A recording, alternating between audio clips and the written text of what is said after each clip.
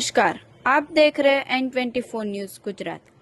सूरत शहर के रांदेर विस्तार में मिल मालिक के बंगले में से रुपए 35 लाख के सोने के जवेरात की चोरी करने वाले चौकीदार अल्ताफ शाह और जकरिया को पुलिस ने गिरफ्तार किया। रांदेर के दिवाली बाग के पास गार्डन सोसाइटी में रहते बंगले में से हुई 11,50,000 की चोरी में बंगले के सिक्योरिटी गार्ड चोर निकला।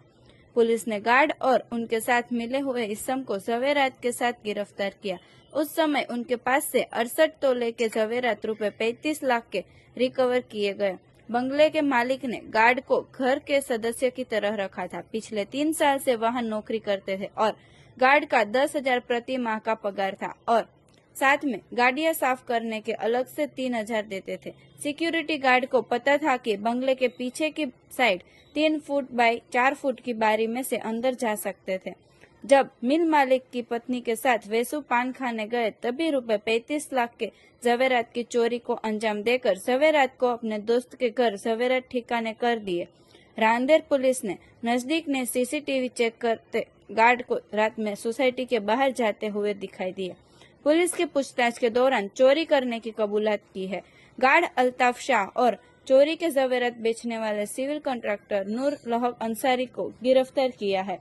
22 तारीख रात को मिल मालिक जब पत्नी के साथ पान खाने गए और 1.25 घंटे में उनके घर में से इसमों ने 21 तोले के सोने के जवेरात के साथ 50,000 नकद मिलाकर कुल 11,50,000 की चोरी करके फरार हुए थे। રાંદેર પોલીસ સ્ટેશનમાં ગઈકાલે ઘરફોડ ચોરીનો ગુનો દાખલ કરવામાં આવેલો, જેમાં ફરિયાદીએ એમના ઘરમાંથી ચાંદીના દાગીના અને એની ચોરી થયેલાની રજૂઆત કરેલી।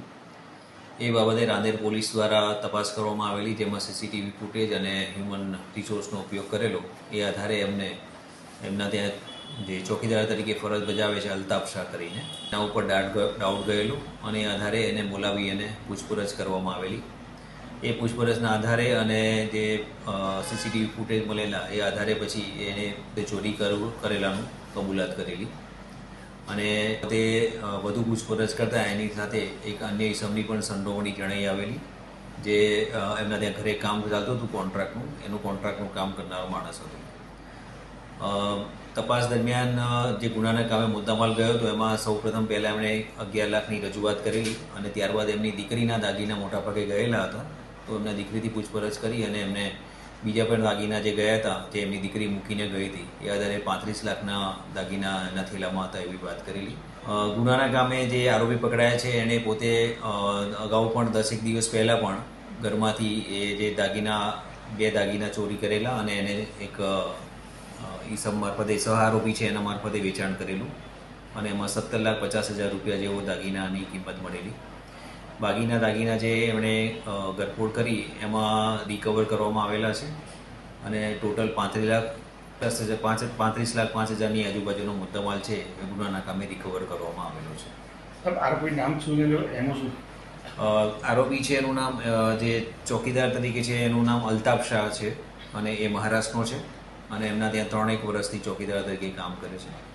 અને બીજા જે છે જકરિયા નરુલ્લા, એ કોન્ટ્રાક્ટનું કામ છે, અત્યારે એમના જ્યાં જે સિવિલ વર્ક ચાલતું હતું એનું કોન્ટ્રાક્ટનું કામ એની પાસે।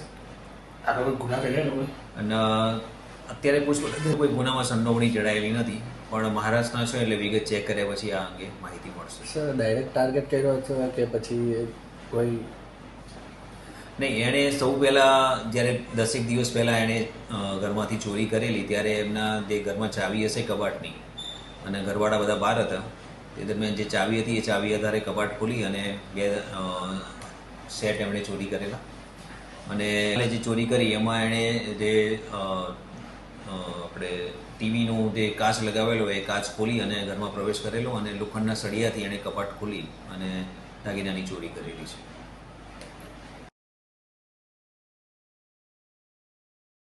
देखते रहिए N24 न्यूज गुजरात। सिर्फ हम तक ही नहीं, सब तक।